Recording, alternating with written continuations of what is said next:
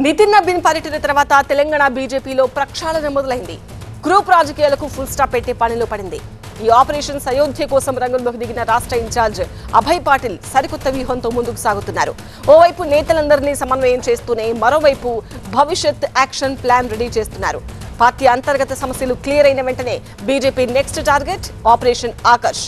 Party doors open అంటూ party పెద్దల నుంచి గ్రీన్ సిగ్నల్ వచ్చింది. ఇవాళ రామచంద్రరావుతో బ్రేక్ఫాస్ట్ మీటింగ్ నిర్వహించిన అభయ్ పాటిల్ పార్టీ అంతర్గత పరిణామాలపై రామచంద్రరావుతో సుదీర్ఘంగా చర్చించారు.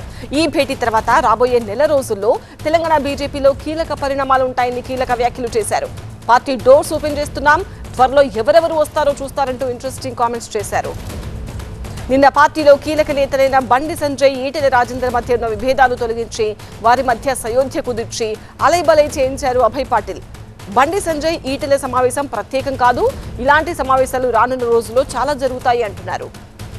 निश्चित रूप से आने वाले दिनों में पार्टी में का जो पॉलिसी है जीएचएमसी का रहो या आने वाले विधानसभा चुनाव, उसके लिए जो कमियां हैं उसको पूरा 2 महीने में जो भी है उसको हल करके पार्टी आगे बढ़ने की सोचे, उसी दिशा में हर कार्यकर्ता प्रयास कर रहा है. संपर्क में है बीआरएस कांग्रेस से.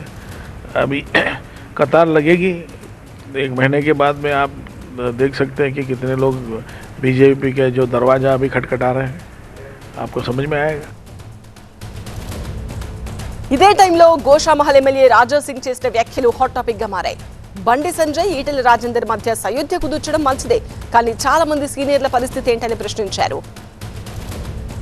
ఆ ఇద్దరు వ్యక్తులు ఒక్కటైతే తెలంగాణలో మన బీజేపీ గవర్నమెంట్ వస్తుందా నేను అడుగుతున్నా.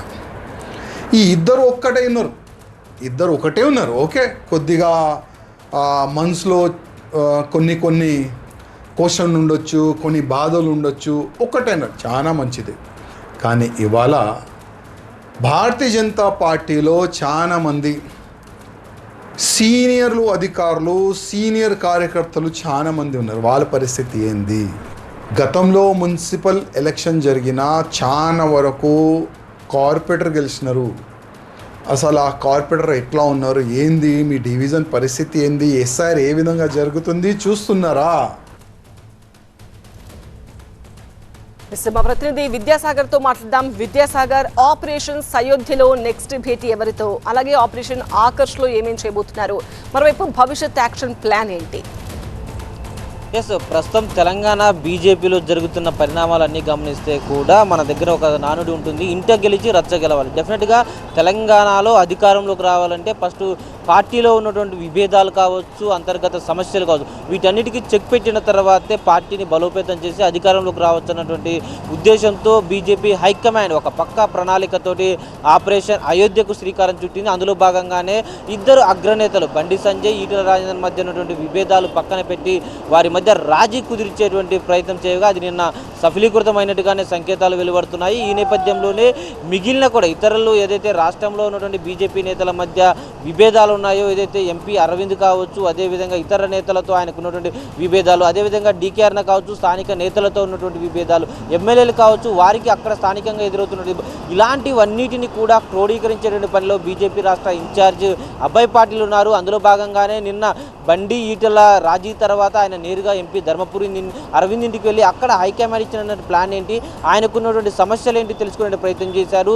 ఆ తర్వాత ఇప్పుడు ప్రస్తుతం రేపటి నుంచి పార్లమెంట్ సమావేశాలు ఉన్నాయి కాబట్టి కొద్దిగా టైం గ్యాప్ తీసుకొని మరికొంతమంది నేతలతో కూడా భేటీ అయ్యేటువంటి అవకాశం అయితే స్పష్టంగా కనిపిస్తుంది.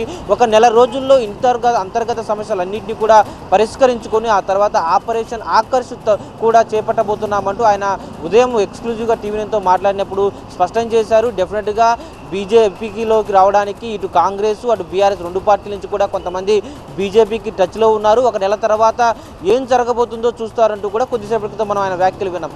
డెఫినెట్గా ఆపరేషన్ ఆకర్ష్ స్టార్ట్ అవ్వాలంటే ప్రస్తుతం పార్టీలో పాత కొత్త నేతల వివాదం అనేది అయితే ఉందో దానికి చెక్ పెడితేనే రేపు వచ్చే వారికి పార్టీలో భవిష్యత్ మీద ఒక ధీమా ఉంటుంది. ఇందులో కొత్త పాత అనేది ఉండదు. పార్టీ సభ్యత్వం తీసుకుంటే డెఫినెట్గా పార్టీ కార్యకర్తగా భావిస్తారనేటువంటి ఒక ధీమాతో కొత్తగా వచ్చే వారికి కూడా హోప్స్ క్రియేట్ చేసినటువంటి సంకేతాలు ఇచ్చే దిశగానే పార్టీలో ఈరోజు బీజేపీ రాష్ట్ర ఇన్ఛార్జ్ అభయ్ పాటిల్ ప్రయత్నాలు కొనసాగుతున్నాయి. ఫ్యూచర్లో కూడా ఇలా ప్రయత్నాలు కొనసాగుతాయంటూ కూడా ఆయన స్పష్టం చేస్తూ ఉన్నారు.